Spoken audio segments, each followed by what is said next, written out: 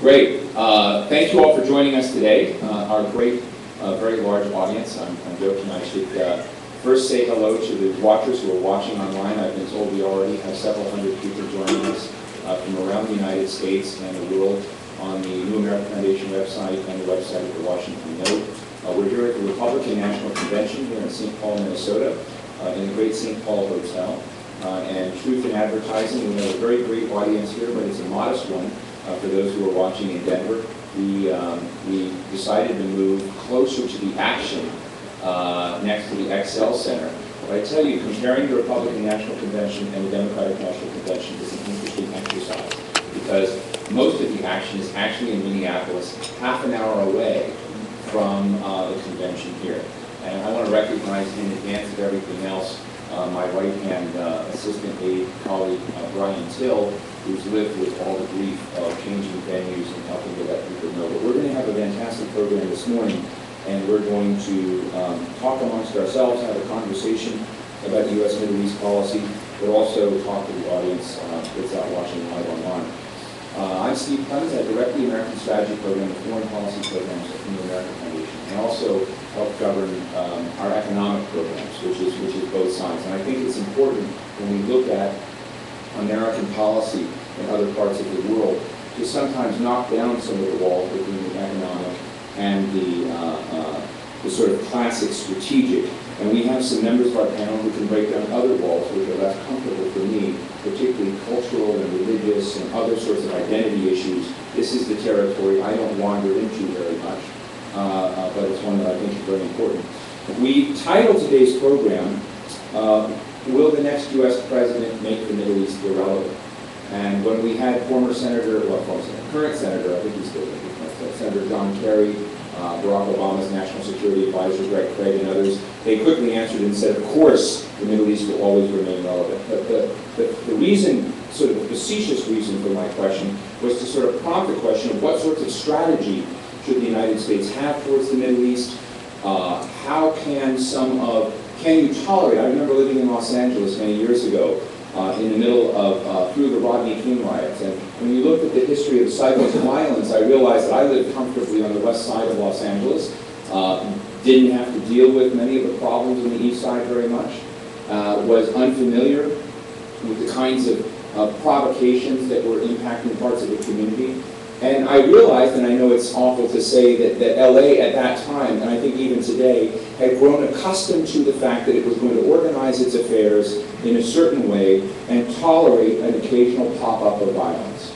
And it was going to have freeways that drove through those arenas which were part. And to some degree, I wonder if our engagement with various parts of the world also has that characteristic, and it's something that I think we can discuss.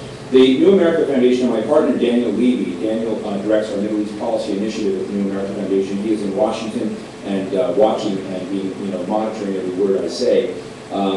We are launching this next month a Middle East Task Force, which is at middleeasttaskforce.org, and you'll learn more about the various sets of activities, major conferences, and reports that we're producing. And the objective of the Middle East Task Force, which is going to be a bipartisan task force and effort, not just a set of people with a single report, but under an umbrella, a great number of activities that we think need to be designed to change the status quo of a permanent business of Middle East peace efforts. In other words, I want to try and put out of business many of the people engaged in a never-ending process on Middle East peace. I do agree. I know that this is the Republican convention, but I haven't found, well, I guess Brent Scowcroft comes close, but Zbigniew Brzezinski said that America's challenges in the Middle East are the defining challenges of this era, and I generally agree with him that to the degree that things continue to go in very negative directions, the world looks at the United States as unable to achieve its objectives, and that inability to achieve objectives we set out for ourselves translates into a perception of weakness, which I think is overblown. I think America has far more capabilities and capacity than the marketplace of opinion out there feels. But it is the question of stated objectives, how those are achieved, and bringing those into line. I should also mention before I introduce our first keynote and the members of our panel that the New America Foundation has helped commission a book which will be released on September 9th called America and the World, Conversations with Zbigniew Brzezinski and Brent Stokroth. This book will be out, published by Basic Books, and the interlocutor in the book is David Ignatius, and the Middle East element of it is a significant portion of that chapter. Let me tell you about our panel here today, who are great. We're going to have, in a moment, Alexander Karsner, Andy Karsner, who was, until 72 hours ago, the Assistant Secretary for Energy Efficiency and Renewables from the Department of Energy. The reason I've invited Andy Karsner, not who has a State Department portfolio or Defense Intelligence portfolio, but the energy portfolio in an important area. I said, I heard him give a talk in Beijing, China. I was sitting next to Wes Clark, and it was an amazing survey of looking at American strategy, American grand strategy, and the kind of questions of energy and how these translate as important national security issues. Andy will join us in a moment. And at about 9:45, Grover Norquist will be coming in. He's coming from visiting the North Carolina delegation, and then he's going to spend some time with us, and then he's going to run over and speak.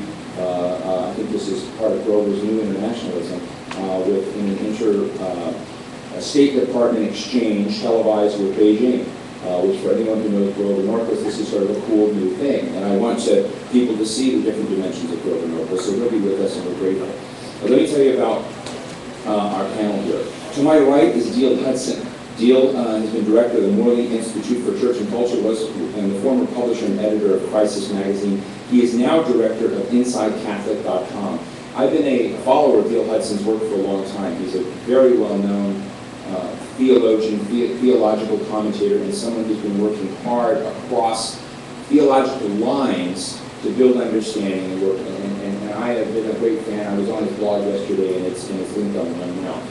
To his right, we have Randa Fahmy Prudhomme, president of Randa Fahmy Prudhomme, a major consulting shop in Washington, D.C. We've had the pleasure of being on many sort of election watch evenings on various of the, various of the Arabic or Arab American or the American authors that broadcast to the Arab world. She is without doubt one of the important portals for the Arab world and the Arab American world to understand American politics. She was a former Associate Deputy Secretary of Energy under in this President Bush administration. She's the blogger and publisher of Rahida Darghout. That's the wrong one. She's publisher of many things, but at the same, she's been very, very close with Spencer Abraham. She was the principal foreign policy counselor with Spence Abraham, both when he was in the U.S. Senate and then also when Spence Abraham, Republican senator of Michigan, was Secretary of Energy. To her right, we have Rahida Darghout, who is the blogger and publisher of RahidaDarghout.com, but she is a senior diplomatic correspondent and columnist for Al Hayat, a leading independent Arabic daily. She is based in New York, often covers the United Nations, but diplomacy in general, and is the political analyst for NBC. Wrong one. My apologies. Analyst for NBC, MSNBC, Arab Satellite, etc. We've known each other since 1994, when in fact, when I was executive director of the Nixon Center in Washington, D.C., Rahida and I were organized in a major conference. It was the first actual political collision anticipating the race between Bob Dole and Bill Clinton. But interestingly, on Rahida's panel where she spoke, the moderator of that panel was John McCain. We then have Rehan Salam, who's associate editor of the Atlantic Monthly. He's a fellow at the New America Foundation, and he has been on a riveting national book tour. He's got so many, I call them groupies, but followers, for his new book, Grand New Party, How Conservatives Can Win the Working Class and Save the American Dream. Rehan is one of the smartest, most intelligent speakers that I know, and he's very shy of these things, but I can't wait for his commentary. And then Lane Hudson, with whom I went to, Lane Green, with whom I went to Israel about a year and a half ago. Lane Green is the international correspondent for The Economist magazine based in New York, also blogs for The Economist blog, and is a good friend who's been thinking a lot about the dynamics and nuts and bolts of these issues. So without further ado, let me invite Andy Karsner to come offer the first provocation, and then I will help moderate the discussion after that. So please welcome Alexander Karsner.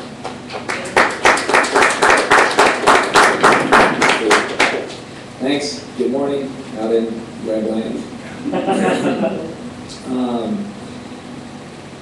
Steve, thanks for having me. I suppose you have me for the reason that you said, that so much of what we can talk about in the Middle East ultimately comes through the lens of energy. And so that's going to come through my comments.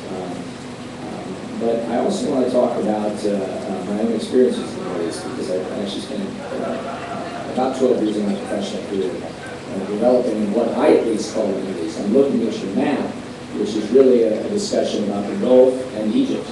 And so the question really becomes, what's the discussion about Middle East geographical boundaries? This is something I try to teach my own children at home. Just for the record, I think that was Steve Clemons. Oh, is that right? Okay. Yeah. Well, fair enough. It's not a New American Foundation map.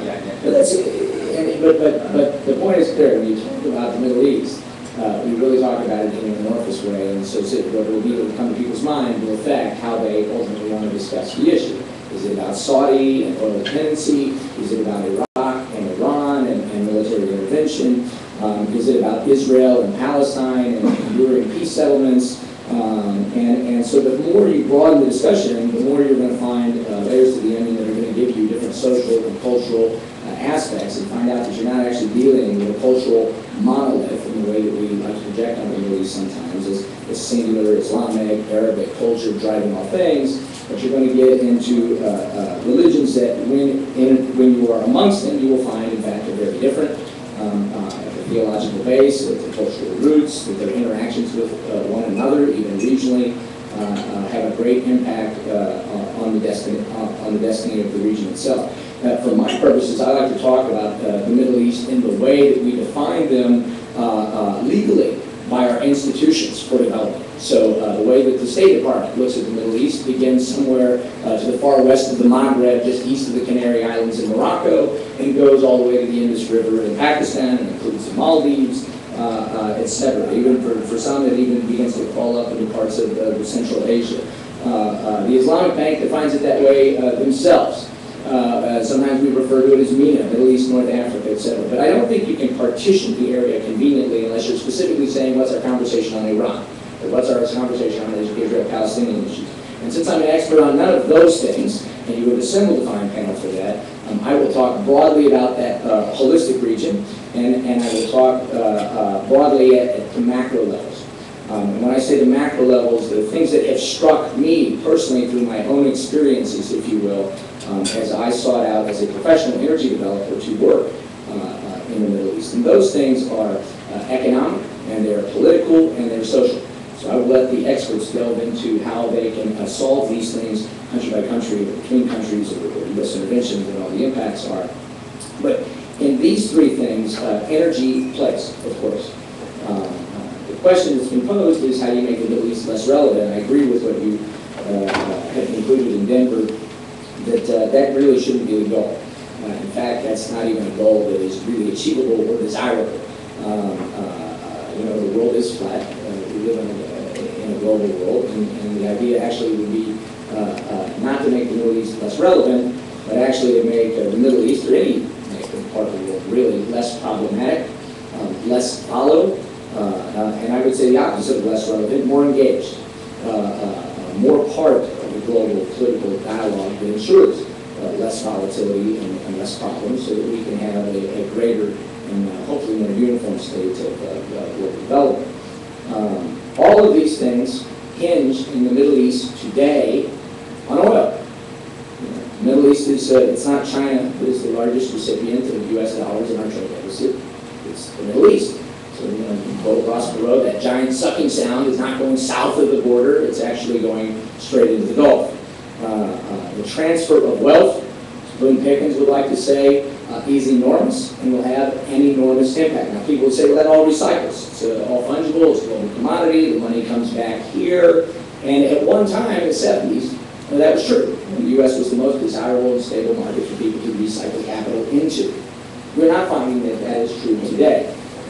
And the impacts in a volatile oil market that people talk about here at home, $4 at the gas pump, demand destruction, economic curtailment, also had an inverse effect globally. So the biggest booms in new construction, the largest amount of economic activity, something that you and I, Ambassador, talked about before, the unbridled growth in climate change in emissions from economic activity. The largest amount of that in the world today, by any growth rate, again, is not China.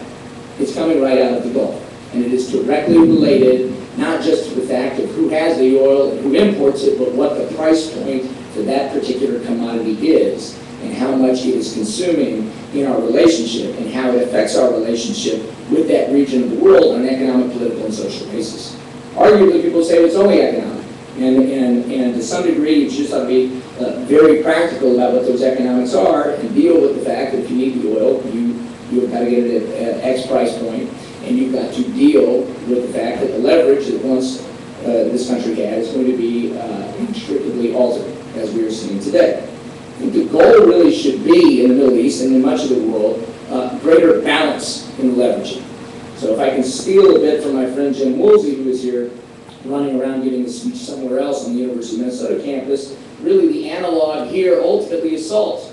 How do you take a global commodity and make the commodity itself less relevant to trade and exchange in the global conversation? Oil is going to be with us for a very long time, through my children's lifetime and beyond. The question is, what is the price point and the volatility of that oil, and how does that fluidity of capital affect the global dialogue? The only thing you can truly do as you try to diminish dependency on oil, and here I'm not talking exclusively about the United States, but in general, the global dilemma of ridding ourselves of carbon-based fossil fuels as a primary mover for our energy and economic systems globally. The only thing you can truly do is accelerate market penetration of new technology that displaces those carbon-based fossil fuels for similar functions. Fundamentally, you can argue about how you might regulate yourself out of that, how you might tax yourself out of that, but at the end of the day, what was the only thing that is actually palatable in Western liberal democracies is to have alternative forms of democracy, energy that will functionally deliver the same utility as the existing carbon-based fossil fuels that we are all dependent upon.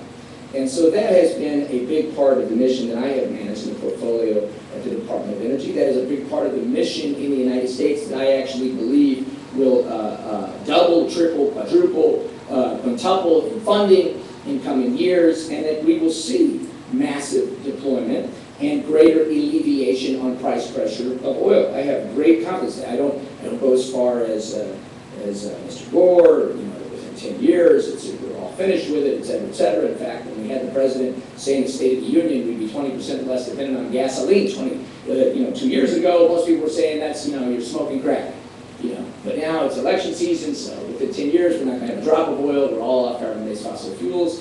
That is hope, that is not a strategy. We actually need a strategy for developing and deploying technologies in a time frame that is consequential and methodical to alleviating the price points of this commodity to have a balanced economic relationship. And why is that important? We always talk about it here in patriotic terms. It's about energy independence, it's about national security. It is important, obviously it has those undertones, but if you are, again, casting your light back onto the Middle East and saying what's important in the economic relationship, these countries in many ways have been cursed by the impact of oil on the economies, the haves and the have-nots, both across the regions and within the countries themselves.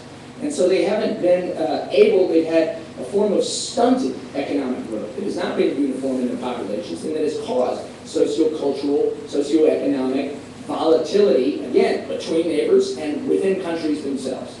And until you get some stability, something else in the economic conversation, like technology development for the peoples in the Middle East,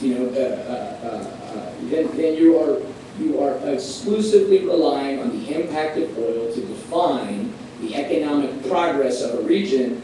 And I think historically there's study after study that says it is empirically unhealthy to have a superclass of affluence created by the oil economy. The second thing, that's the economic piece. The second thing and third thing is the political and social piece. And I'm going to group these together a little bit. And again, go back to my experience recently as a climate change negotiator with the major economies process. When we devised the major economies and selected these 17 countries that constitute more than 85% of the global emissions, we had a long conversation about what it would be to change the group, to enlarge the group, the criteria for the group, etc. And like so many conversations on multilateral engagement or diplomatic outreach that our country faces, the Middle East is often an outlier. It is something that you discuss as an aberration. What do you do with the fact that you have the highest economic growth rates in the world, the largest amount of turnover in capital stock, the fastest rate of volumetric growing emissions in greenhouse gases, but they're not a major economy? You know, how do you conveniently box in something that is as anachronistic as the Middle East? It's, of course, like China hiding behind Annex 2 status as a developing nation and saying I should have the same rule set that applies to me as applies to Haiti. You have a similar challenge when you start talking again about this rush of capital and this amount of new development going on in the Middle East. So it means that when somebody comes to the table and creates a provision in the global climate change dialogue for post-2012 framework, one country's argument, if they are from the Sahel, might be, we are the most impacted on adaptation. Okay, we want the provisions of the Bali Roadmap that impact our adaptation to be taken into consideration when it comes to financing and tech transfer and all the other things that will filter through multilateral financing, diplomatic institutions, and engagements. And the Saudis come to the table and say, we're the most impacted by adaptation because we only have one industry that supplies the world and you're trying to kill it. And so you have these two arguments of the exact same legal provisions of a highly affluent system based on oil and very poor people in the Sahel who are facing temperature change and water shortages, both under the legal system of accords that we're trying to piece together for the sake of a global problem. And by definition, because of energy and the system we have on energy and the sources and where they lie, we have an isolation, an aberration, an outlier in our engagement in the Middle East. So the political considerations are currently viewed exclusively almost through the lens of energy, even if we color it with other things, even if we color it with purple thumbs, even if we color it with other conversations about the development of the region. Still, it comes down to the energy sources and the economic dependencies. The last comment I want to make is the social strata of this. I had two experiences as a power plant developer that colored my comments here this morning. The first is that I developed the first private power plants in Karachi, Pakistan in 1994. And in doing so, I only had the opportunity to do so because they actually needed somebody who was deluding themselves that they were Indiana Jones and young enough to take the insurance while there was no use of cell phones and no fax machine and bullets were flying in the streets. And so in me, they had their man.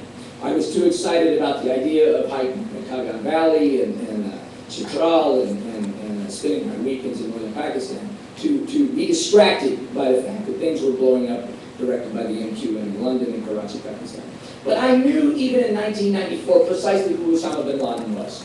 I knew because he was sending packs of guys to steal our caravans of white unmarked Nissan Sentras that we transported employees to the power plant with every day.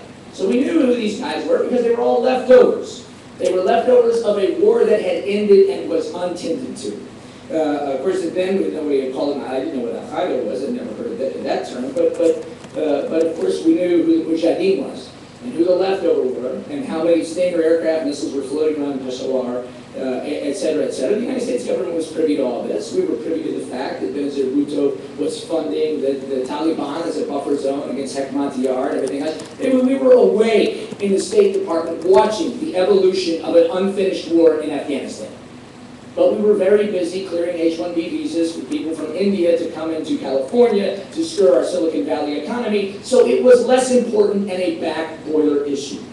But the social change that transpired in Karachi and in Pakistan in those days, as literacy rates dropped, as economic growth dropped and stunted, as fear kept people in the homes, and only people who could afford private school began to achieve literacy in the urban centers at all out of fear, was a very real impact of ignoring socially what transpires when we do not have sufficient longevity and strategy in our engagements as a country. And so I want to lay that on the table. And I also want to lay, again, I'm taking the far side from the Indus and including it in the Middle East. I'll go to the other side into the Maghreb. In the Maghreb, I had 26 employees in the Casablanca office. And one day, and the most difficult thing I had to do, because we were negotiating legal contracts, is find, obviously, native French speakers and Arabic speakers, but also somebody who could speak and write in English, because we were dealing with UK law. That's a challenge, because most of the people who had that skill set were finding themselves educated abroad and staying abroad. Now, some people will argue today you have a little bit of a reverse brain drain coming back to the Middle East. In fact, the biggest problem we have is getting the thinkers we want to stay at home in the Middle East and engage and develop their countries in ways that consider the economic, political, and social consequences of our dependency on oil and energy from the region.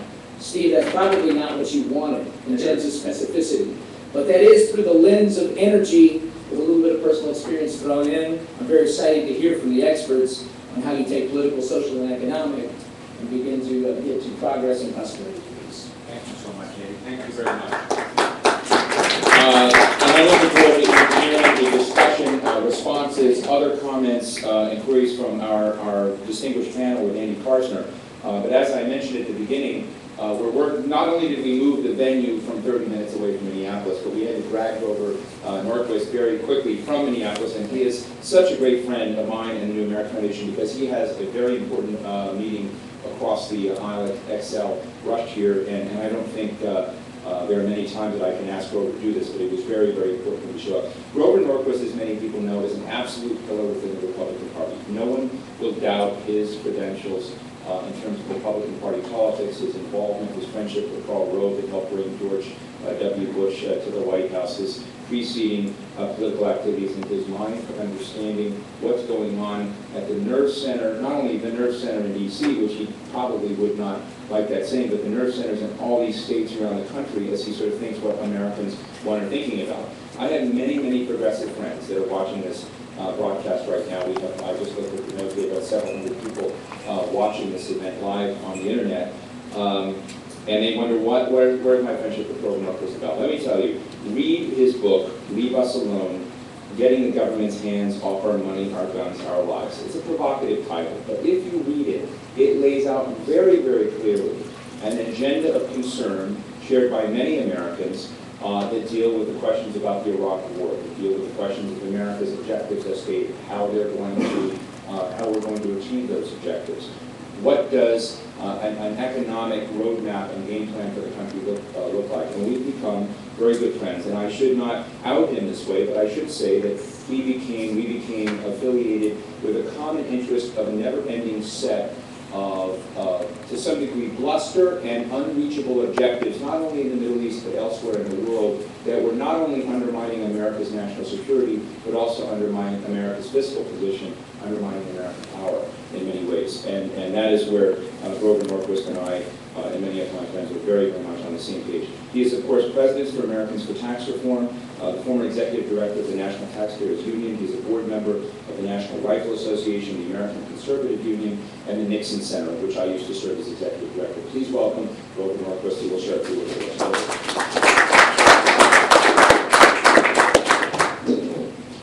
We have some challenges in coming up with competent foreign policy for, I think, two reasons. One is a lot of people have thought, well, you know, we're over here, we've got two big oceans, we're very rich, we can afford to make a lot of mistakes, and we've tested that theory recently in extremists. But there's a sense of, well, we can survive, so it's not the most important thing. Absent the Soviet Union, you know, pointing 10,000 nuclear missiles at us, people tended not to focus on it. The other is the politics of it. And that is when you look at the structure of the modern Democratic Party, the structure of the modern Republican Party, neither one necessitates a particular foreign policy. And in terms of politics, what moves votes? I mean, the Republican elected official knows that you're unlikely to want to take certain positions on the Second Amendment, or you would lose votes. You're unlikely to want to take certain position on taxes, or you would lose votes. On foreign policy, if you keep your nose clean on Armenia, Greece, Cuba, and Israel, you're pretty much free to ignore, blow up, or throw things at any country in the world, and it doesn't affect your domestic vote. And as a result, there's this there's a divorce between people's foreign policy positions as candidates and winning votes. And when you're trying to talk to a senator or a congressman or a presidential candidate, they really don't have a lot of time for conversations that don't involve winning votes or avoiding losing votes. And as a result, they don't have the foreign policy focus that a nation of our size, but being large, I guess, allows us to make errors without falling apart. Smaller countries make errors and they'll be eaten. Larger countries can make a lot of mistakes and keep going forward, even if it is in many ways expensive. Still, I see this as a challenge. I'm not sure that I know the answer, but certainly on the Republican side, we need to begin to learn to have a conversation, perhaps one step away from electoral politics, where when there are these policy decisions to be discussed, that we have them more openly. This is not, none of these decisions need to be made secretly, and where we have to have conversations within the Republican Party about something like, what do we want to do on Iraq, what do we want to do on Iran, and be able to do it in such a way that the guys who are dissenters or the Chuck Hagels of the world are not called commies, and the conversation ends. But we say, well, what's the argument, back and forth, and we need to have, we talk all the time about getting a civil conversation between the parties. Both parties need to be able to have a civil conversation within the parties. And I'm more familiar with the conversation that doesn't exist within the Republican Party, but I also see the conversation that largely doesn't exist in the Democratic Party when somebody like Biden or some of the other Democrats take out a position and MoveOn.org comes in and whacks them on the head with baseball bats and says this isn't something to talk about. We do need, if we're going to have sound foreign policy, to have civil and protracted conversations, probably not between now and November, in both parties, and then you'll be a little more capable of having the same kind of conversation across party lines in setting up. But I think we can do it. It's increasingly important.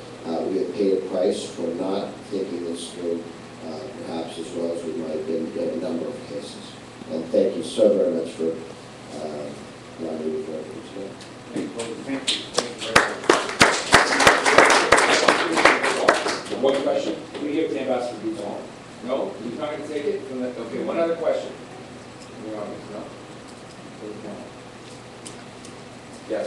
Thank you, Mr. Norquist, and thank you. Yes. For Kyoto News. Yeah, I'm with Kyoto News, WPN. One thing I'd like to ask you about what Senator McCain should talk to the audience.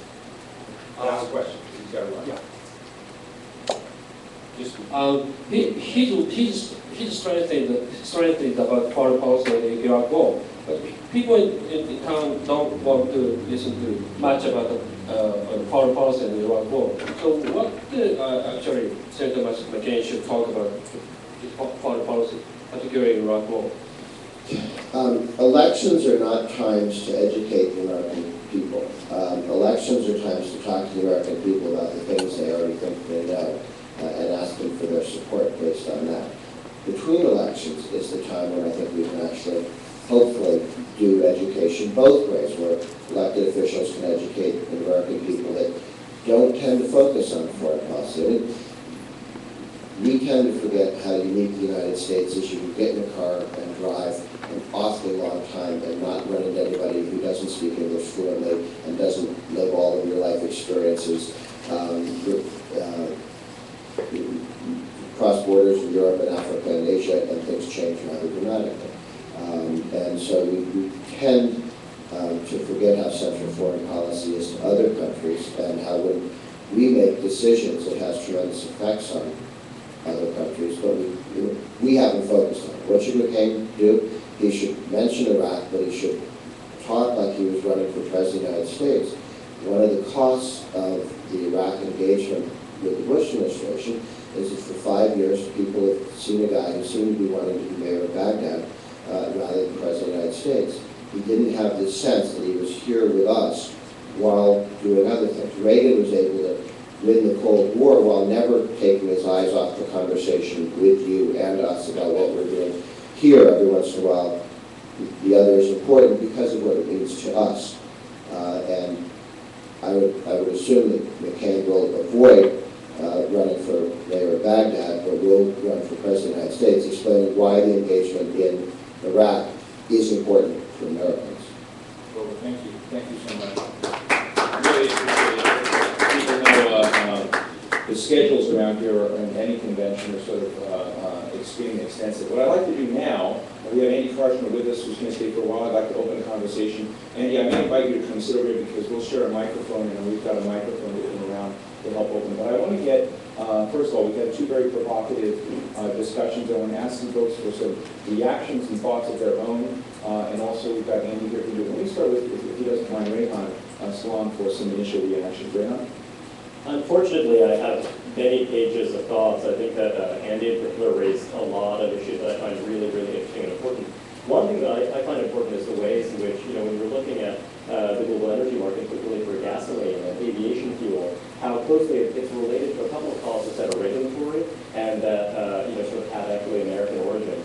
If you look, for example, at low sulfur emissions requirements for diesel fuel in Western Europe and the United States, this was clearly a very good thing. It was embraced by both political parties in the United States, and it sort of has really dramatic consequences for our health and environmental well-being. At the same time, it sort of sharply increased demand for lighter, sweeter, crude oils. And if you're looking at the heavier crudes that are produced by, for example, Iran, suddenly they became a lot less valuable. I mean, it's not a matter of where we don't have any kind of crude oil on the ground. It's a matter of which kinds are we getting, which kinds can we actually refine. And refining capacity domestically has been severely constrained for a lot of other reasons. A lot of environmental concerns that are quite legitimate, as well as sort of a lot of concerns about undercapitalization, because the FTC has sort of made it very difficult, for kind of consolidation of the kind of petrochemical industry, et cetera. This all sounds really, silly and not important, except that it actually has had a very, very big effect on what a lot of Americans consider to be a centrally important issue, namely the price of gasoline at the pump. And it's also been, shaped by ethanol. Interestingly, I mean, this is something we think is a solution, something that's really going to kind of alleviate sort of the problems vis-a-vis energy. I always think of the analogy of Southwest Airlines. Southwest Airlines, bought these really long-term contracts, and so they've been really flourishing relative to a lot of their competitors. Similarly, you have an environment where you have, kind of marketless states that are along those lines in terms of, how they're going to secure energy supplies for long-term to facilitate their economic growth. And, we haven't really been thinking in that way. We have a lot of other sort of domestic political priorities and considerations that, kind of don't focus on sort of what is our long-term energy future. And so I think that that's something that actually doesn't have its origins in the Middle East, but actually has clearly had a dramatic effect on the geopolitical environment by strengthening those states that are producing a lot of light, sweet crude oil, and also that's magnifying their influence. If you look at Nigeria and the kind of insurgency that's going on in the Nigerian Delta, that kind of thing wouldn't really matter quite as much if that bunkering didn't have this direct effect on the price of the commodity that's probably most vitally important to our economy. I just think that that's kind of interesting, and I think that if we had a kind of more comprehensive strategy, if we kind of thought about these issues more carefully before we're kind of shifting with the wind, the FTC really does have a huge effect on Russia's influence in the wider world, or the relative influence of some regions within the Middle East and of some states within the Middle East. I have a lot of other thoughts, but I'll just kind of throw that out there. What an interesting provocation. We go to Rhonda. A little bit about energy, but I do want to hold the conversation away from energy because I think that... Towards that foreign policy issue. Towards the foreign policy issue, because I think there's so much involved in the energy issues. A couple of things I'll say about this. It captures the idea that the United States is really asleep at the switch when it comes to the Middle East. This is only one of many issues, but while we were engaged in this debate about petroleum in the OPEC countries, and of course the role of Saudi Arabia, Kuwait, the Emirates, and others in the region, these guys are already moving ahead of us on the alternative energies. With the price of petroleum being so high, Americans are really smart about it. Iran wants to go nuclear. Yeah. I mean, it's not just Iran wanting to go nuclear. It is, these guys are investing their money in, guess what? Alternative energies, waste energy, alternative vehicles, solar power. So once again, the United States, in a way that we were asleep at the switch with China, we're asleep at the switch with the Middle East. They are so way beyond. They get it. The petroleum is going to be sort of non-important in about 20 years. They understand that. So they're already on the next phase, and we just don't get that here in the United States. And the last thing I'll say about, the price of gasoline and its relation to the price of petroleum and a barrel of oil, finally, as somebody who worked in the energy industry and worked at DOE, Americans are finally figuring out what really drives up the price of gasoline here in America. And guess what? It's not the guys sitting around the table in Vienna. It's the guys sitting in Wall Street. It's the traders who are trading on the commodities market, because there's no possible way that OPEC can be tinkering with the prices when you're sitting in southern New Jersey and you see the price of gasoline go up 16 cents in one day. It's impossible. And Americans are getting smart about that. They're getting more educated about that. And I like that. Before you leave that question, I had dinner with a foreign minister of a Gulf state who about a year ago, and this foreign minister who was telling us how reckless it would be to bomb Iran or attack Iran in the region, nonetheless said Iran had to be confronted. So I said, well, how do you square that? How do you confront Iran in the region, deal with your own interests? And he says, it's simple. We have far more capacity than you think to help with the complexity of the markets to drive the price of oil down. He says that would kneecap Iran in dramatic ways. The price of that, however, is you need to help us deliver a deal on Israel-Palestine, because we are remarkably vulnerable to our own street the more you let that go. And at the cost of failure, the consequences of each round of failure drives up the fragility of our governments in the region. Now, maybe some might say we want those governments to fall. If you're, in a certain, I'm not advocating that, of course. I tilt towards stability now in an era of convulsion. But there are trade-offs when you think about the norms of liberalism, of democracy, etc. within that region. But it was very interesting. So I want to ask you, there are other drivers, at least in the impressions of some of the empowered elites in the Gulf states, about the price of oil and what needs to be done to connect that to the geostrategic question of American engagement in the Middle East, the importance perhaps of Israel, Palestine, other pieces of the Middle East, and maybe that's a portal to your talk about. Yeah, absolutely. I would say this, and again, harkening back to my days in the administration, we tend to look at things, and we still do, as Secretary Baldwin, you get the energy portfolio, but don't you dare cross over and talk about the status of Jerusalem, because that's Condi Rice's portfolio.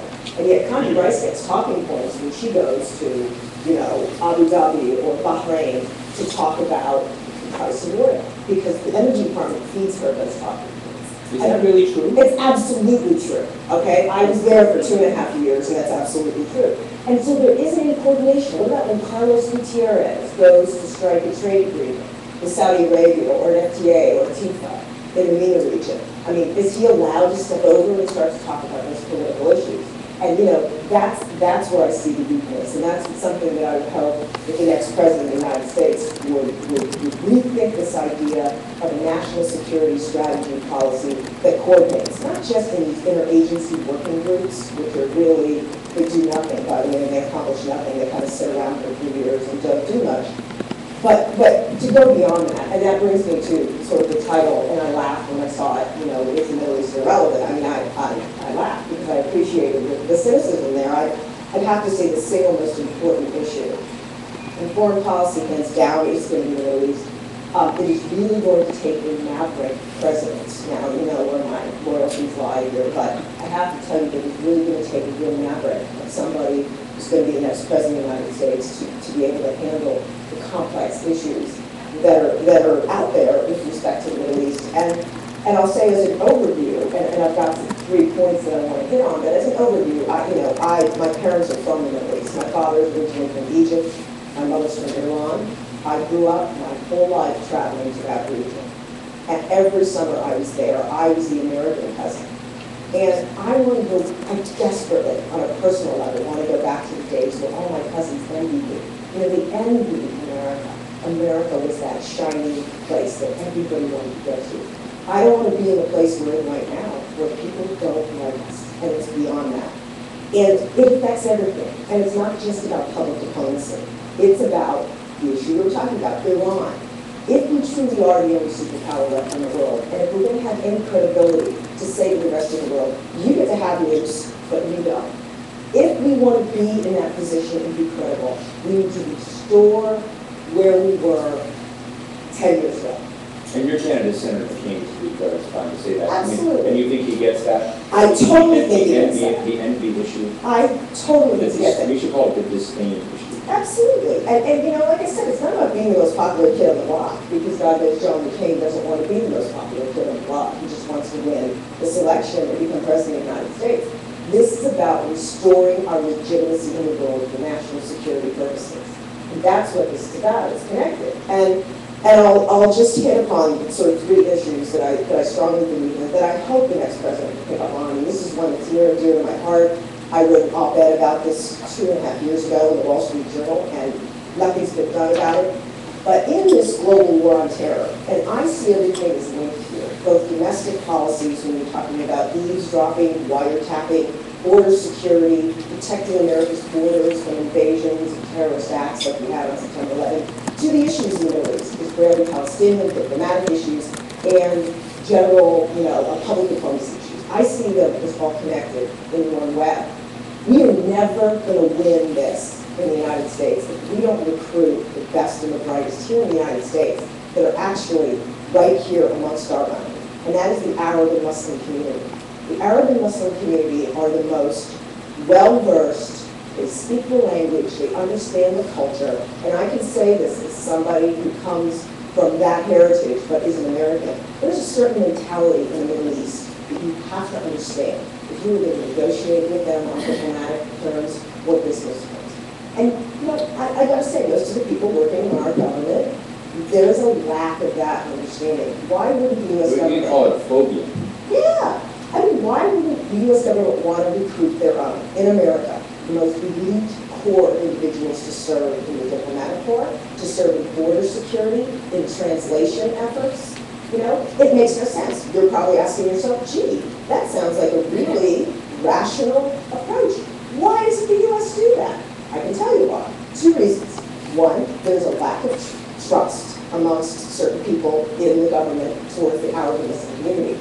And I can tell you, until recently, there has been no Arab-American spy that has been embedded in any of the intelligence services. I think there was somebody who was arrested recently, but I don't know what the outcome of that was.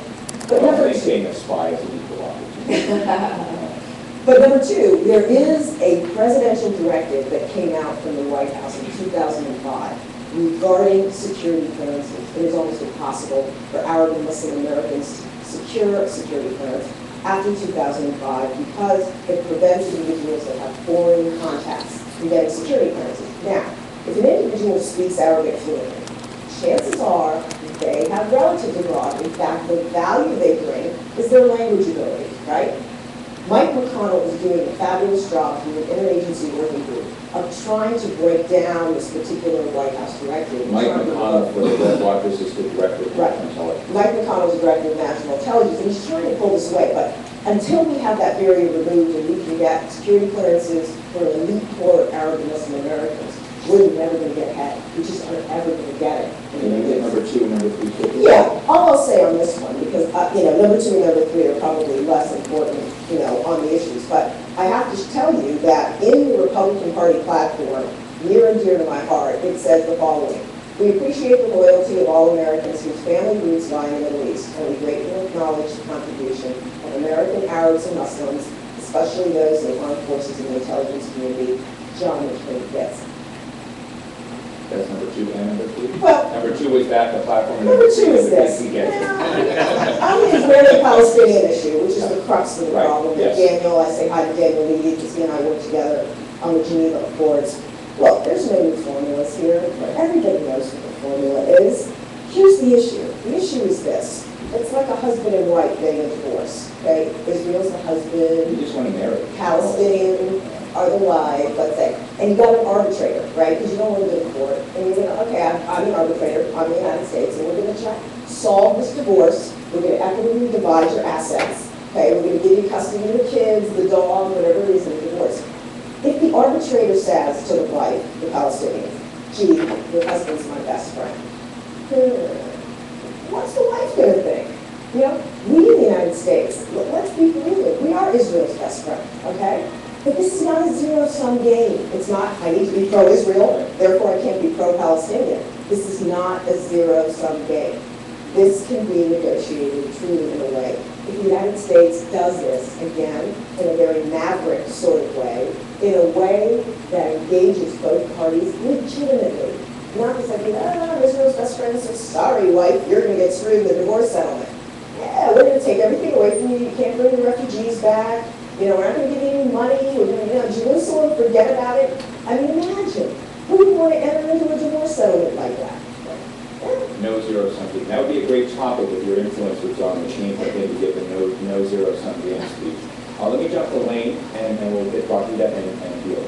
Lane, okay, there are so many things to jump off on that I don't want to talk forever because I want to hear from everyone too. So well, we can go back to I'll try and be briefish. Everyone has mocked Steve's question a little bit, both here and in Denver, where we had a session with the same title. I think we can make the Middle East irrelevant if we perform two miracles, one of which is solving the Israeli-Palestinian conflict, and two is becoming independent Middle Eastern oil. And neither of those things is going to happen either in the next 4 years, or the next 8, or the next 30 maybe. Not even the first. Well, maybe, okay. First, here's what I want to get to. Maybe the first is possible. The first is hoping to be the way. As Rhonda said, everyone knows what the settlement looks like. I want to say a word about metaphors. I'm getting very meta here. I'm going to go meta. Metaphors are dangerous because they can be very useful in clarifying, making you think about an issue in terms of a concrete thing that you know, that you understand. They can also be, if you choose the wrong one, extremely misleading and extremely dangerous.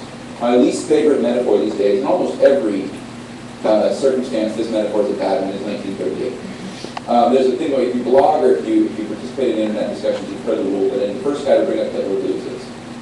Because bringing up Hitler and saying your opponents are the Nazis is the single easiest thing to do.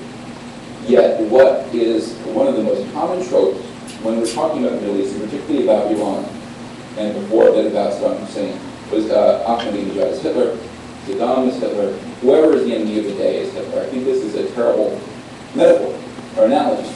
I like to quote that no thing is any other thing, it is only what it is. That said, metaphors can be useful. We're not in 1938, Ahmadinejad is not Hitler, but let me try another metaphor on you. I was trying to help my wife learn to play pool. She's one of those people that never really played pool, didn't spend enough time in bars and reviews, because she was learning or something.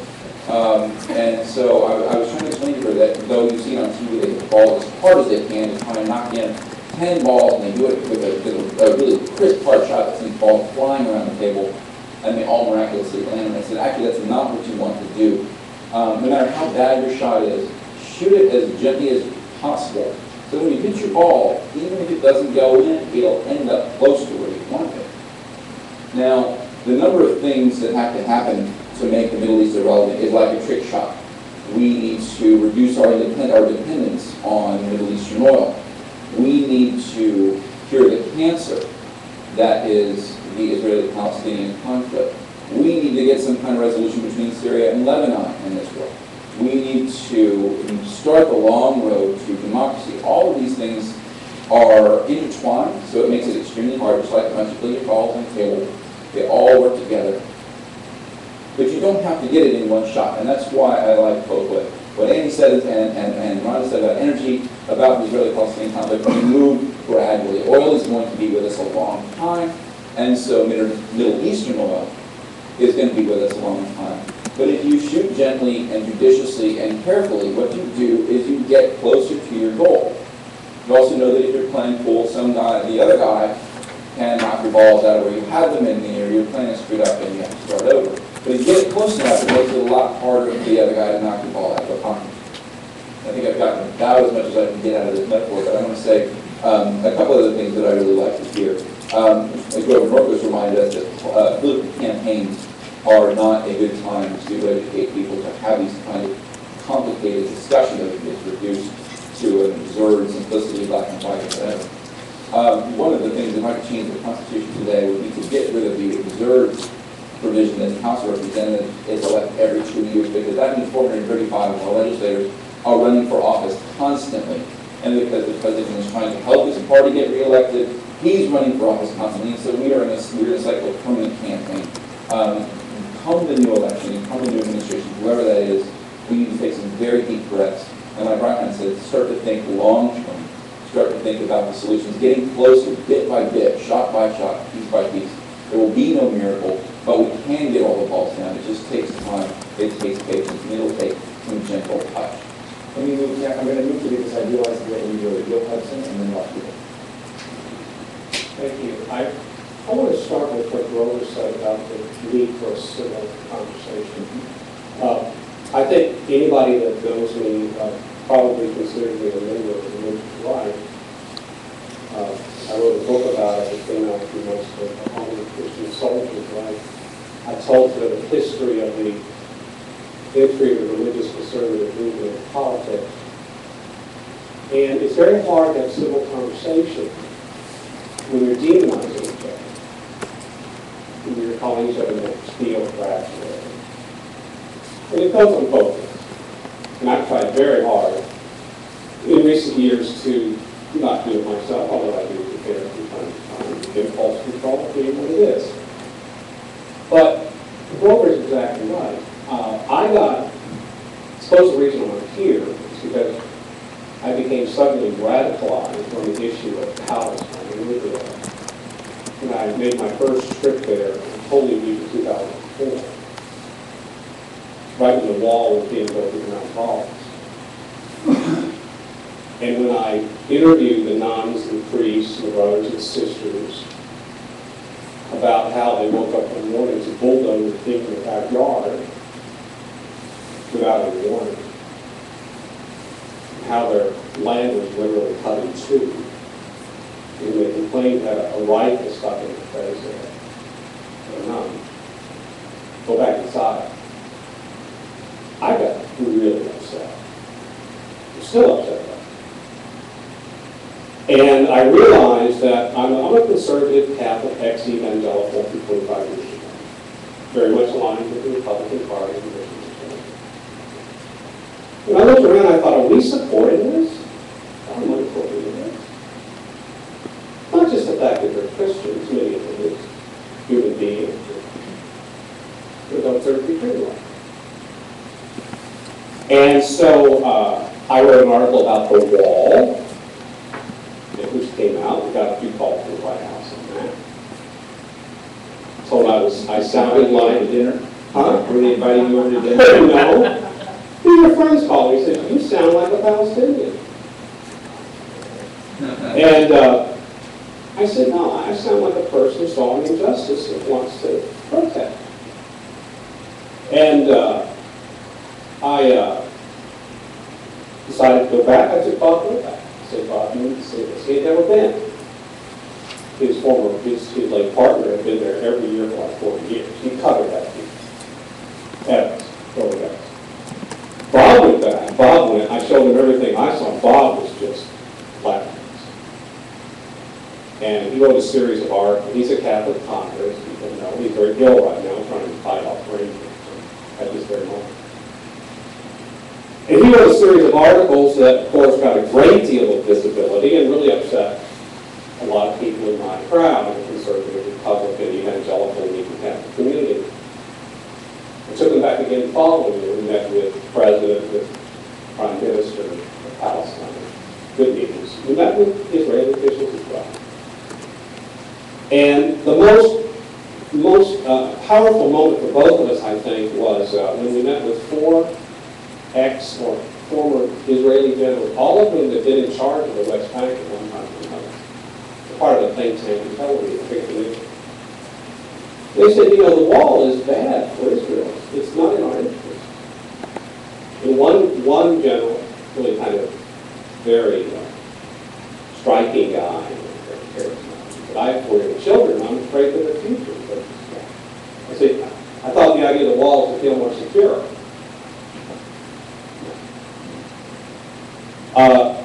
So I became radicalized. I started writing about it. As I said, Bob over, he wrote about it with Simon Morquist, who at this very moment, by the way, is over there adopting a child. And I obviously became subject of conversation among my good friends like Rob Reed, who I conversations with about this issue. Civil ones? Yeah, always civil with Ralph, but you know, he gets pretty animated on the subject. But it's clear that I think the movement on this issue has to come from below. As much as I support John McCain, I just don't see that he or McCain administration, which you're in, is going to be much different. I don't think it's going to be much different. I don't see that an Obama administration will be much different. Maybe I'm wrong. I don't know it as well. I think the real key to movement, at least in the Israeli-Palestinian area, is religious outreach to Catholic people. I've tried to do a little of that. I've tried to go to my Catholic brethren and some of my evangelical friends and talk about what I saw. And I said, you need to go over there and not go on a guided tour. You need to get, like I did, on the back of a motorcycle from somebody who's lived there for 20 years and see what's really going on. And the people who've actually done that have had their minds changed. Because what they've seen is not right.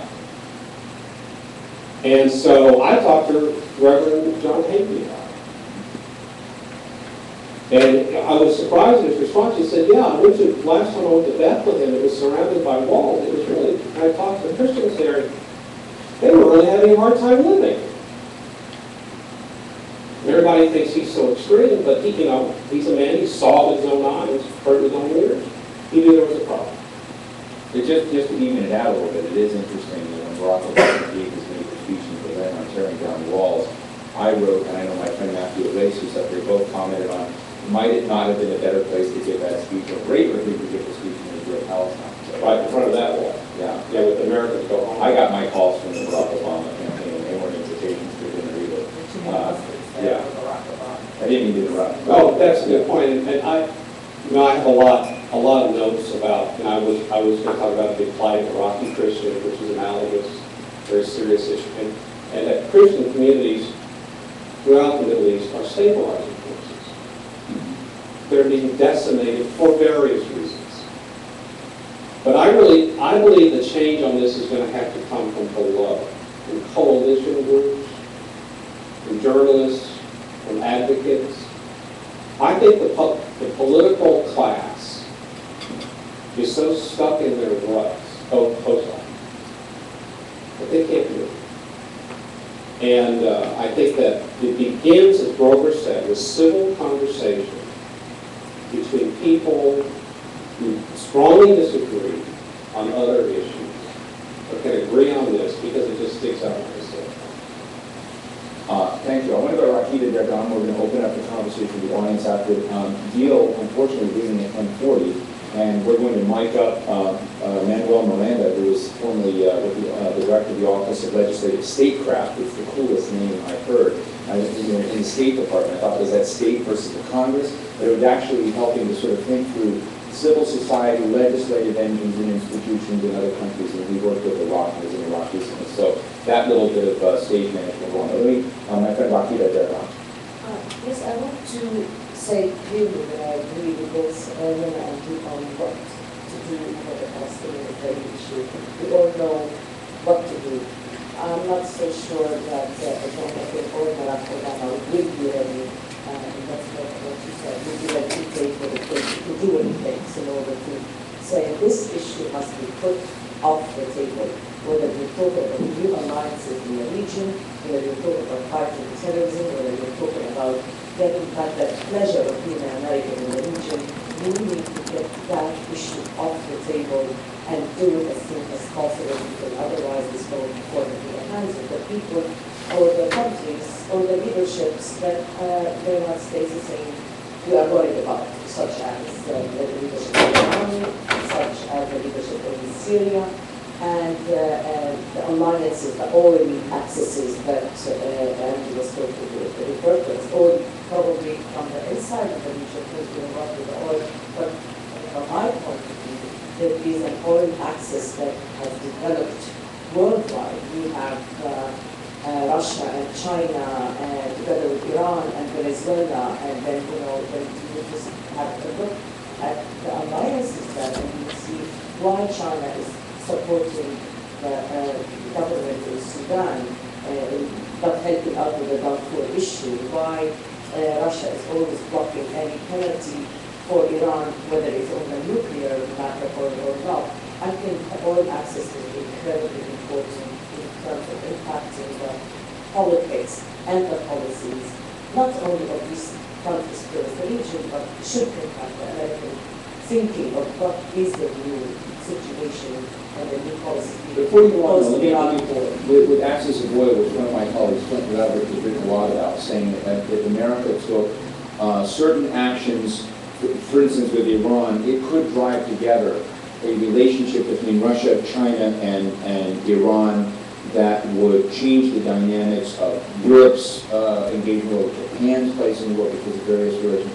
But the backside of that is that you have to overwhelm the centripetal forces that drive Iran away from Russia, away from China. Like, it's not easy for them to actually develop an axis of oil, and it shouldn't be thought of as an easy thing because there's so many reasons why a strategic relationship on that front is fraught with instability. And so I want to push back a little bit and ask you, what do you think would drive historic rivals to consider a changed geostrategic picture on that front? Because I'm impressed with the argument, but I don't think it's easy, and we can sort of that, yeah. No, but I tell you, the impression that the United States has had completely in the Iraq war and that the US can do absolutely nothing, I think this impression is not to be defeated, either by the Republic, whether it is by the Republicans in power or the Democrats. I think this is a very bad thing for the United States' interests in the world, not only in the region. How do you do that? All right, so we start having this conversation. There's a lot of anger in the Iraq war. I think people who know me, who have read me, know that I was strongly against the Iraq war. But I also am someone who is sitting right now saying, let's look at the region post-Iraq war. So I'm not happy with people being angry and playing the blame game and feeling guilty and our hands are tied up. Why am I unhappy with this? Because it leaves us in the hands of what the Iranian leadership would say can do in the region. And in forging relationship with Russia and China, or vice versa. It leaves Putin's ambitions unchecked because he thinks that, all right, this paper tiger is unable to act, and so the Americans will not allow any new government to be solid enough. So do I mean by that we should launch a war and go to military strike against Iran? Certainly not. I don't mean let the king come to power and say, I'll show you. I mean to say that the conversation be completely different. Starting with telling the American people, even now, because I think Brock was talking about how do we do that, but this is in the national security interest of the United States of America to have that issue on the table, say, Palestinian issue must be taken off with a clear determination to solve it. To say that the Palestinian, that the Iranians, or what I'm very tremendously, from claiming at the expense of the Palestinians under occupation, so are the Syrians. And with Iran, the conversation would have to be that we cannot allow you to become the hegemon in the region. A lot of people are saying, let's just have an open-ended conversation, say we're sorry, because we can't do anything about it. No, I think we can. We can think of either the exit strategy of Iraq or the staying strategy in Iraq from the point of view of what does it take next, whoever stands wherever. Does that mean that we divorce ourselves from the traditional relationships and partnerships with the likes of Saudi Arabia to take up a new one with Iran? Do we want Iran to be a new strategic partner in the region? Why? What do we mean when we say it's talk? Because we need to understand what they want. The Iranian regime wants to stay in power and have a repetition of them in power. They want the say in Iraq. They're not going to give up the influence in Iran. They want to retain Lebanon right now as practically a base for them, for Hezbollah. And they want to influence the Palestinians through Hamas. And they want to partner with Syria in order to have their own, access, regional access. So is this the sort of partnership we want? Now, if somebody wants to say yes, let's have a conversation about it. I would disagree with such an option. We have a chance a little later to explain why we disagree. But I think this rush to say we are guilty in Iraq, clean up time, yes, it is clean up time, but at what expense and in what direction? We are not bogged down in Iraq. The United States has practically got Iraq as its base. And let's just really think practically and say the US can right now pull out from Iraq to regroup, to go and be stronger than the US can in the waters.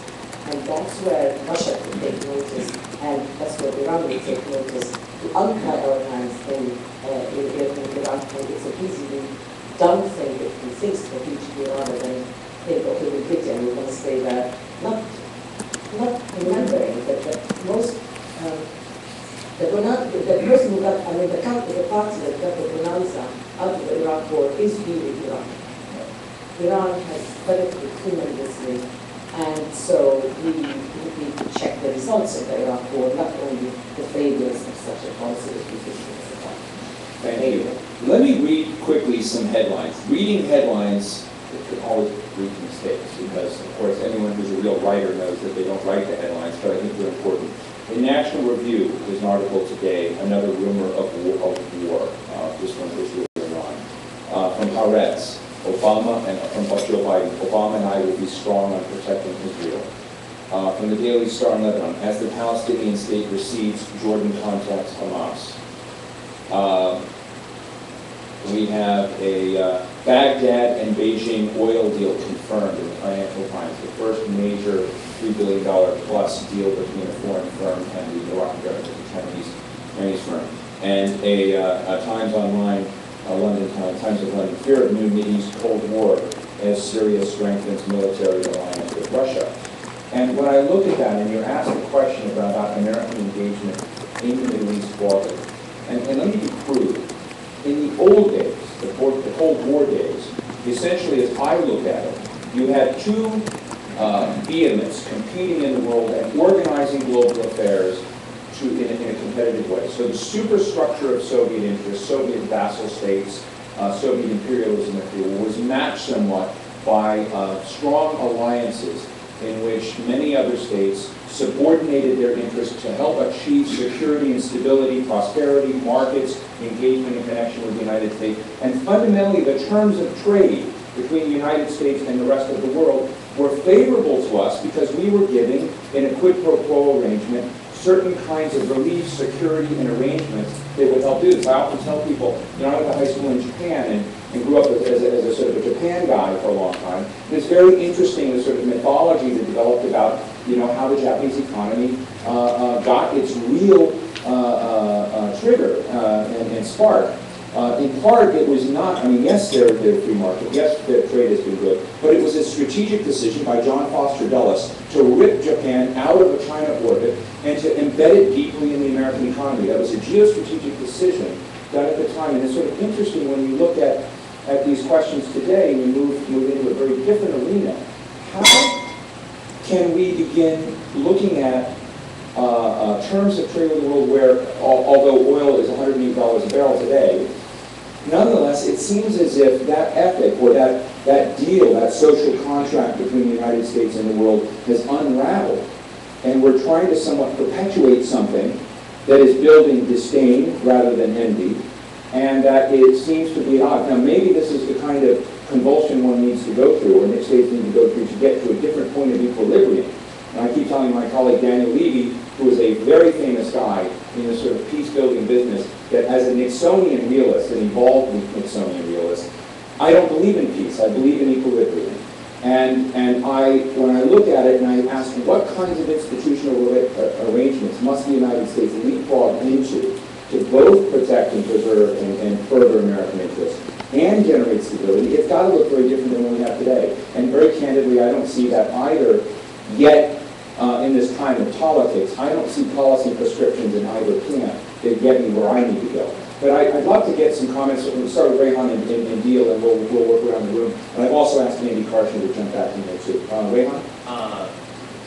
Well, I think that, with regards to Iraq, I think that, I think that actually we're in a very kind of quirky moment right now because, I think that there is a kind of broad CW perception that the situation is relatively stable and improved, considerably. But I think that, now, I think CW just conventional. You have this very tricky situation where, you have a moment where the kind of political interest of, advocates of withdrawal within the United States or sort of accelerated withdrawal, and, Maliki kind of have actually consonant shared interests. But you have a situation where it's possible that Maliki has grown overconfident. You have a situation where sons of Iraq and Anbar, are actually getting incredibly restless, and the reality of kind of free and fair elections in that country looks, kind of more and more in doubt. And I think that if you don't have free and fair elections, or what are, kind of perceived more broadly as free and fair elections that actually enhance the kind of representation of sort of the awakening councils, et cetera, I think you could see a very, very big problem. I think that you just have this kind of real fragmentation that could lead to more problems. So I think that now we're in a political climate where for Republicans and for us alike, it's very attractive to talk about this as a place, as an issue, strategically that's proceeding into the background so we can sort of move on from it. And you don't buy that? I don't buy that because I think that this is a real moment of maximum danger over the next, kind of 3-4 months. And I think that, it's interesting because I can just imagine a scenario where, the ISF is committing atrocities, where the sons of Iraq are getting incredibly restless. Iraq is a swing producer. It's incredibly important. It's going to become only more so. And I think that, when you see these things happening, and sort of when you see sort of desire for this to recede, to make this kind of wish a reality, I think that we're in a situation where, for example, I can imagine, well, John McCain, he owned the surge and look at what's happening now. But then, you have on the other side.